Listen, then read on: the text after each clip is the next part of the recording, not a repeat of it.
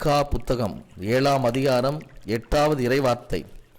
ஆண்டவர் உனக்கு ஒளியாயிருப்பார் என்ற ஒளிமயமான வார்த்தைகளுக்காய் நன்றி இயேசுவே.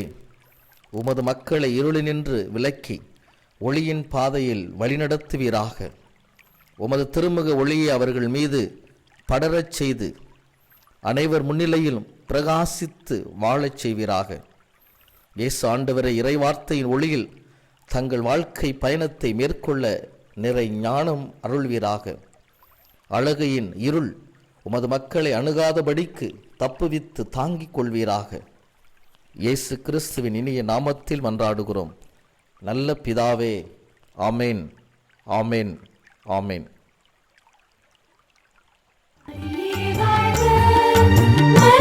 வாழ்க